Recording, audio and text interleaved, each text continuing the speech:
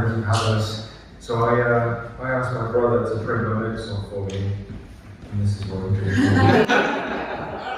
So I'm almost embarrassed and start to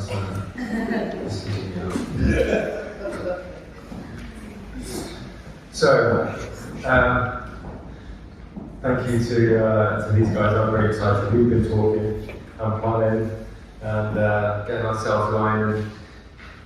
B2B has had a bit of a reputation for being boring, and we've been changing that. It's no longer boring, and we've already seen that if you put in the work, if you get your website up and running, then you get your traffic going.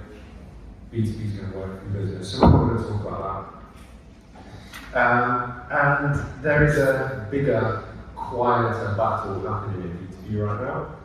So we're not going to be talking about technology, platforms, personalisation. We're going to be talking about politics and change and internal blockers in business that are preventing businesses from really succeeding at B2B e-commerce, the things that are happening. And I was at a dinner recently, and here are some things that were actually said to me by B2B businesses, and this might surprise you, but we're not allowed to use AI. Leadership will think it will steal our IP. We're not allowed to connect to our ERP. It's too hard. And you have to innovate, but don't change anything. So these things have cropped up, and I'm joined by these guys who have actually overcome these problems in their businesses, and are going to share with me some of the tactics and skills that they use to navigate these problems, and that way we don't bore them to death talking about AI, generative Python, code, technology stuff. So if I could ask you, please, let's start with Sanya, and we can ask everyone to just introduce themselves and say who you are and where you're from. Hi everyone, I'm Sanya Ristic. I'm one of the co-founders of Magento.commerce agency. I've been with the business now almost 17 years, and my role changed over time, but current role, very inspiring and exciting role, is Director of Innovation and Client Relations. Good afternoon, thank you for coming. I'm delighted to be here as well. My name is Crozier. My original company is Galore, where I'm still an executive director. But over the last couple of years, probably 3 years, I've been developing like Brainsmerge, which is really where instead of just creating agents, I'm creating agents which are part of your SME, so that Galore is actually a proof of concept of the agents at work. So by using the existing tangible business, you can take an agentic framework technology business and apply it and see if it works. Hi everybody, I'm Chris Palmer. I work locally here in Belfast for Henderson Foodservice. So I product manage 2 products within the business. One is our Magento eCommerce platform, which is selling B2B into hospitality on the whole, and also the loyalty platform for our coffee brand, which is called Foodservice. As a product manager as well. So those are the 2 things I focus on. Fantastic, thank you guys. Right, so we're going to start with talking about frustrations. I think that's going to get us going. And Neil, I'm going to ask you to kick us off, please, and just say, like, what's the most frustrating internal blocker that you've faced in one of your projects today? Well, if you ask Google or ask AI, it will give you a long list of all things like a lack of niche, a narrow focus, lack of CEO buy-in, failure to evolve. But for me, as an executive director, I think if you're really being honest about it, it's just people. It's human nature. And when you break down an organization into the 2 types, whether it's yourself or whether it's your employees, you start to really critique yourself and you start to say, am I the problem? Am I the blocker in my business? So there are 4 different ways of looking and thinking about something. You can see things cynically, you can see things perfectionist, in a perfectionist manner, you can see things in an escapist manner, or you can see things in a generalist manner. And I think that's why Google only employs generalists, is that they don't let anybody get too cynical, too escapist, too perfectionist. So, if you think about yourself from that perspective, you can start to make changes to yourself in terms of how you want to see things. And in the same way, you can look at your employees. You don't want a whole lot of perfectionist employees, you don't want a whole lot of cynical employees. What you want is you want to take your employees with you on that journey. So if you bring your employees with you on that journey, they stop blocking you, they change and they start supporting you. So I guess that would be what I would identify as the most frustrating blocker, is people, the stop-start nature of it. And those are the problems that I try to fix and solve in terms of my executive directorship of being involved in businesses. Yeah, I think it's very true. Sanya, you're going to tell me about Yeah, people, I just aren't wanted you? to say, no surprise, we work together because that's our experience, and that's what I'll share later. Yeah. Yeah, well, do you want to tell us, like, with people being a problem, how do you turn that around? How do you make somebody who is a problem no longer a problem? Well, if we say people are a problem, I would say people are a problem and as well a source of innovation. So if we learn how to work with people in the right way, then we open a way to help businesses grow. So similarly, as Neil said, we bring our team and clients together in a conversation very early as we start discussing new solutions or some problems. So everyone co-creates a solution together, and then there are no blockers.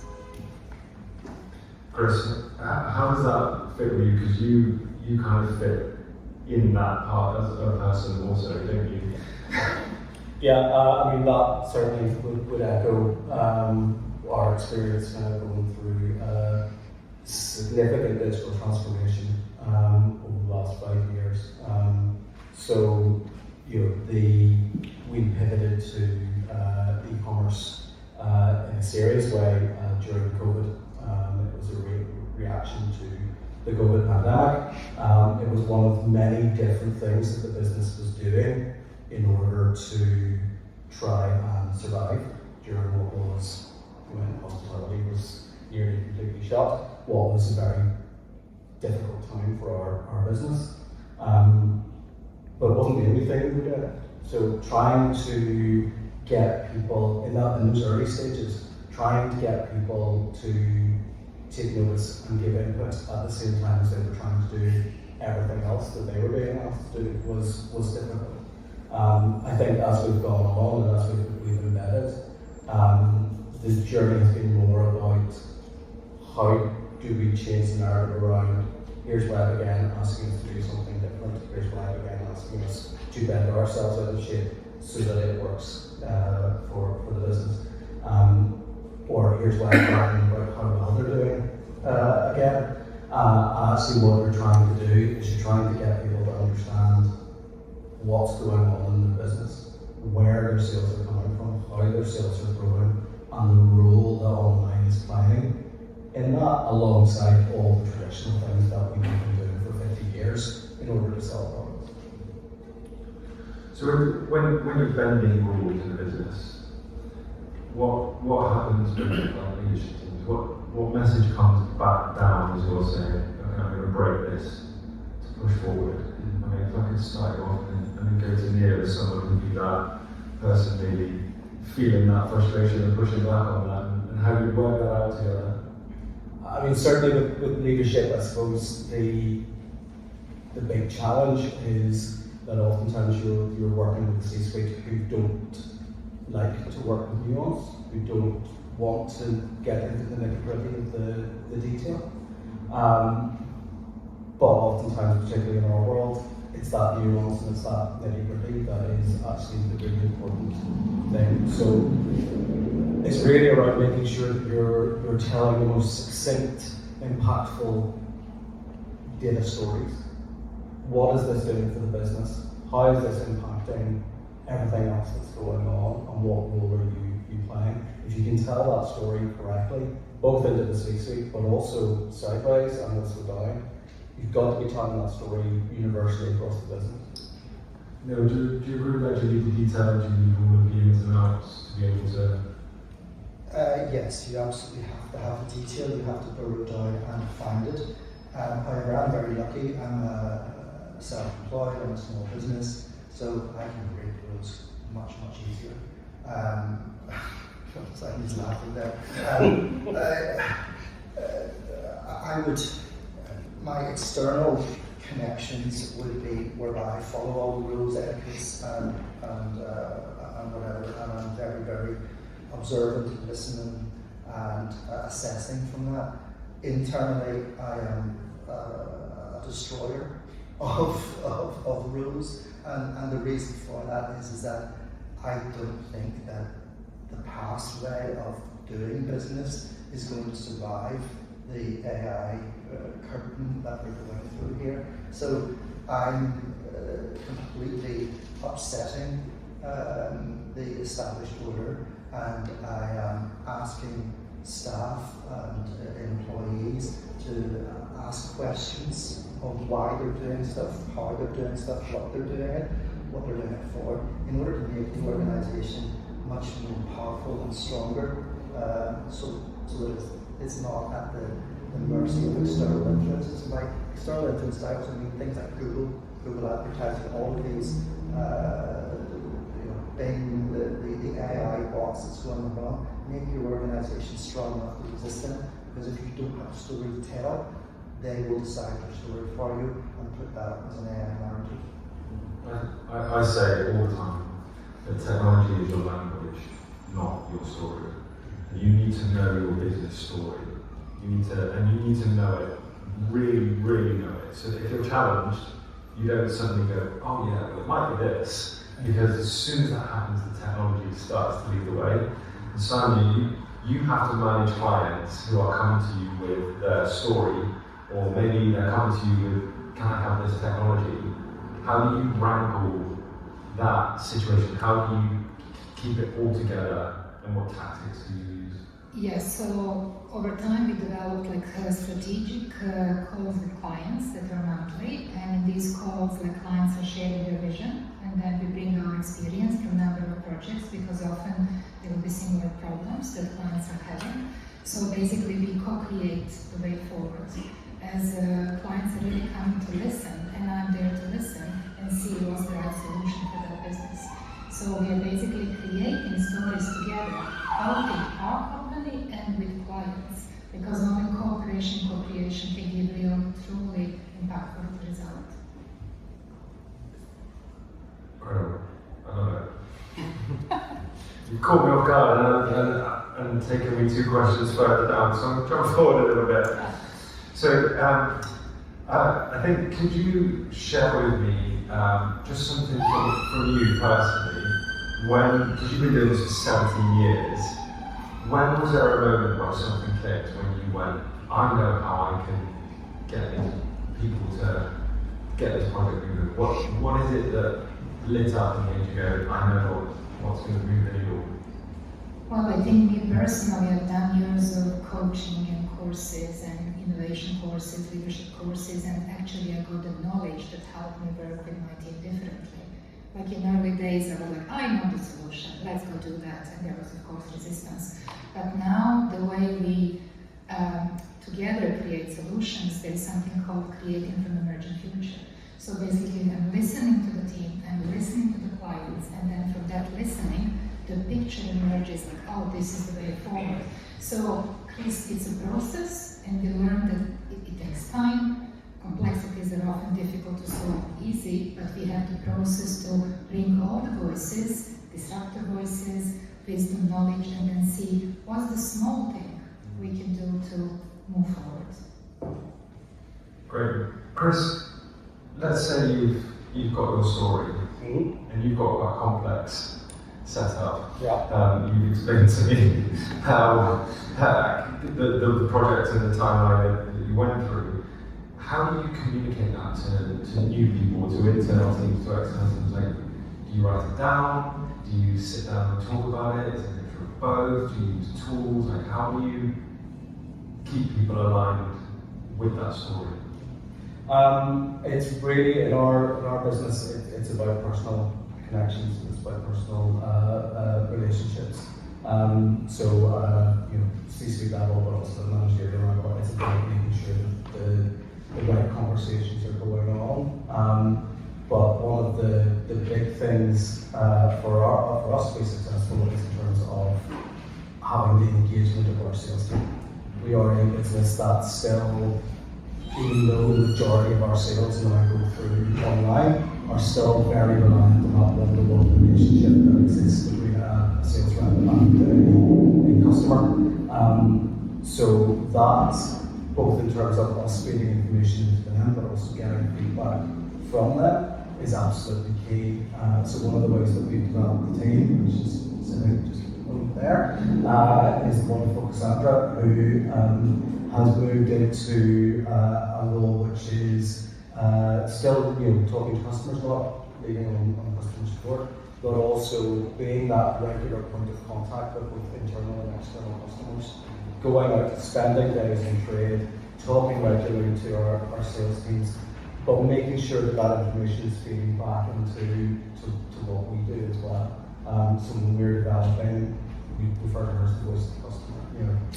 It's integral for us always to have that at the forefront of our minds. So there's the personal, and you begin to understand people's agendas, you begin to understand the kind of politics behind how the business is working, and making sure that you're hitting those notes. But it's also then about the overall story that you're able to tell. So when we were able to show that if someone started using our website, that didn't matter how long it was, but if they were still engaging with the business, the vast majority were still putting 90% or more through the online platform. That made it easier for us to get the sales reps to invest that time to go and migrate people over. When we were able to evidence that the website was now the main source of orders coming into the business, it made it easier to go and have the conversations around how do we resource this, how do we invest in this. And the thing now that we've managed to do the last couple of months is to really start engaging around average order value and demonstrating how much faster things are growing online. And again, in terms of focusing the business, because we have 4 pillars within our business or the e-commerce strategy, and the 4th one is getting a business that is more focused on being more e-commerce focused. Again, showing where the growth is happening is the key thing to actually get people around and engaged around that. Interesting. That's very true. So I've just picked out some words that we've gone through here. So we've said people, we've said process, we've said stories, and what you just said one there is the voice of the customer. And I think one of the biggest challenges in B2B e-commerce is getting customers and then use the site that we've built. We've told our story of the technology, and then we've expected someone just to use it. Having someone in your business who is the voice of the customer, they're kind of like a champion that will protect their experience from us as the business deliverer is a really great move. So we're getting short on time, so I'm going to dive in and just pick up on my earlier question on my earlier statement about innovation in business. We want innovation, but we don't want now. So Neil, you do some pretty innovative stuff right now. So I'm going to ask you to start. What would you say to someone who's been told we want innovation, but they're not ready to change something? Well, this is the thing about it. If I was a consultant and I heard that, I know that you laugh, but if a consultant came with me, that would be the first thing I would say to him. Because what I'm saying to that person is, I don't trust you and I'm afraid of you. So the onus is on that consultant asking you the right questions. This is what Sanya does very well. She will arrange a meeting with me and she will listen to me rant and rave and talk and waffle. And then she'll say, look, Neil, cut the crap. Tell me the points that you want me to go through. And I say, okay, these are the things that are really interested in doing. And she goes, that's kind of interesting when we look at that. Let's park some of this. We have a relationship which will go on for years, and has been ongoing for at least 2 years. And the trust that I have is on a very high level because she asks the right questions. And that's Why something. don't you just tell her everything up front? Because I don't trust her. She has to answer. She has to ask me the questions. Why should I be she's the consultant? She's coming from me, and it's the same way that I have in my relations with my staff and with my customers. I need to ask them the questions. They answer it as they want. I'm not there to provide all of the answers. It's a process because those answers keep changing, and that's what allows you to stay resilient through business. Yeah. And when you're solving complex problems, it's not quite as straightforward as just, this is what I want to do, okay, we're going to do that. There's usually some rules, some boundaries, some negotiation that's got to happen, someone's got to figure out how it's going to impact something else. You know, if you change a piece of technology, you're going to break a process and change a person's job. So you have to deal with the change for those people at the same time. Yes, so it's not that one person that has all the knowledge, like we need to bring the client, we need to bring their customer, we need to bring our team, our knowledge. So this cooperation and co-creation is a key to making successful decisions because we don't have time to go on the wrong path. We need to bring something in that will be impactful and see what happens and go from there. So asking the right question, and we spoke about people, it's relationships that make the difference, really trusting relationships. I think this is going to be the single most important thing for our generation is what questions are we asking? Because if we're not asking the right questions, these agents, this AI, these language models are not going to be our voices. They're going to be the voices of American corporates or the most expedient way of doing something rather than the right thing for society and humanity. So learn to ask the right questions and watch the world open up for yourself. I think is my take on it. Well, I think it's bringing that into your hiring as well. You know, one of the things that I look for most in the people that I hire is a sense of curiosity. If you don't have that sense of curiosity, doesn't matter how much training you give someone, they will never get to that level of aspiration. Yeah, absolutely. The two things go hand in hand. You've got to get those people, and I'm lucky to have a couple in the room here, who want to be better, are driven to be better, not because of anything else other than that's what they want to achieve in their jobs, and they do that through ambition and curiosity. Yeah, what we would like to add actually for us, questions come from really good listening. Because as we listen, we observe and we notice obstacles, we then know which questions to ask. So it's really important to listen. And how do you keep the momentum on it? So when it stops, when stuff does slow down, how do you get it back moving again? You just bulldoze it. Like I'm a small business. I don't have organizational culture, politics. I just bulldoze it. I say this. I encourage.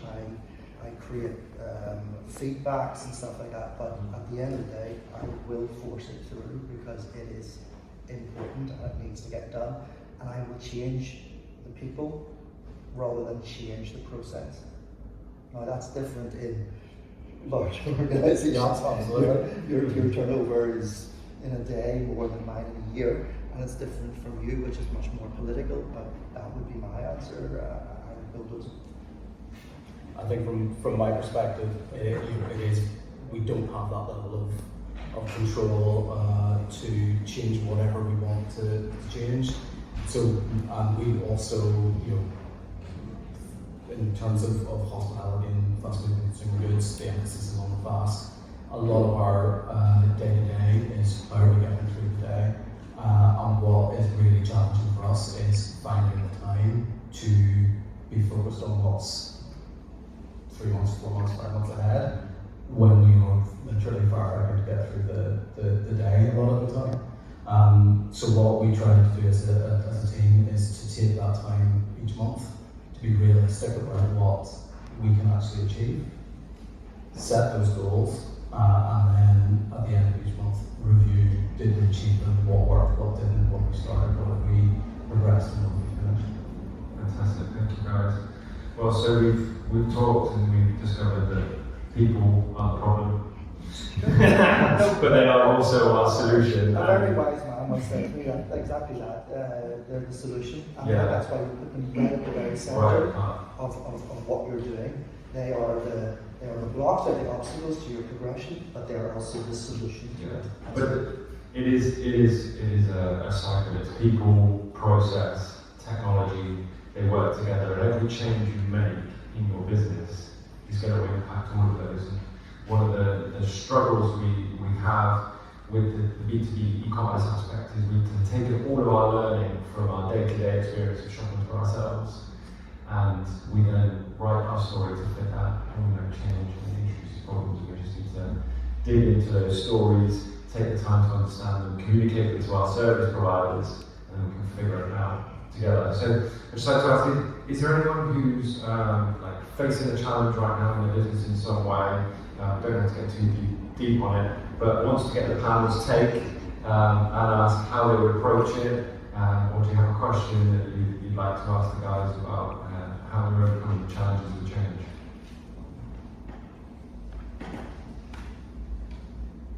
Oh, you're letting me. Thank you. Thank you. So in our brand, I suppose there's a bit of a separation between B2B and D2C. So I'd be obviously D2C, and there's always kind of a fight for who will lead. Who will tell the story, who will lead, what's the best way to move forward. And I'm always a bit worried. B2B, somebody said there, I can't remember, sorry, you can't stick with the old way of doing things, and I think that's a worry for us that's an e-com. So I suppose it's how do you navigate that in the most neutral way possible when people can be blockers, and I know that for a fact. I've got a really good solution for it. It's be human and put yourself at the very centre. Be like human nature. So ask everybody around you 9 to 13 questions about their job and answer it and record it into that's the best thing about AI now. You can use all these sorts of memo things. I think I use Otter AI, and it records it. And keep your answers short and pithy, and make sure your questions are direct and objectionable, so that people answer your questions honestly, and then vector it out to 4 ways, and then repeat it again in 6 or 8 weeks' time, and watch as people then respond to you and answer you back and trust you, and then I'm lucky, I'm at the centre of it, but it doesn't really matter if I'm at the centre of it or my staff. My staff see things differently. They see themselves at the centre of it. If I've got a designer, the business revolves around him. If I have an IT programmer, the business couldn't work without them. Operations, no. I'm the one that makes the money. All of you guys are just hangers on. So make everybody put themselves at the centre of it and get them to record each other. Watch how difficult that is to achieve, but put it into your processes and then follow the results. And after a very short period of time, you'll have very strong questions and answers. Employee buy-in. People say to me, how do you get my friends when I go out say, you honestly get 19, 20-year-olds to buy into your vision, your journey, your organisation, because they're confounded. How do you get this? Because they're thinking, no, they're not interested, they're always on TikTok. Dead easy, but get them to ask the questions. I think that's really interesting. I think that's the kind of, as the visionary, as the leader, that gives us really good answer. And I think what maybe you're asking is, who should be the visionary leader of everybody, that part of the business? And I would argue that you need a conductor. You need somebody in your business where the buck stops. Do you agree? Yeah. I think, I do and I don't. I'm going to sit in the fence on this one. You need I am lucky. I have a director in the business who is the sponsor for eCommerce, who will get it done. I also have the stubbornness and bloody-mindedness and argumentativeness to stand my ground and I'm not. I think a lot of the time you've got to not worry about being the bad guy. If you genuinely believe that what you're doing is in the best interest of that function, sometimes you've got to be the person that digs their heels in. As long as you're talking with empathy and listening with empathy, and being able to explain why your position is the way it is, I think that's all you can do in that respect. But That's great, guys. Thank you. Sorry, but we've got to wrap up now. Thank you. I just want to add very, very shortly an answer, which is that there is a person in leadership role who know how to bring people together, so people talk and come to the solutions together. So Yeah. that's my take. Thank you, Sanya. Thank you, everybody. Thanks for your advice and insight. Thank you.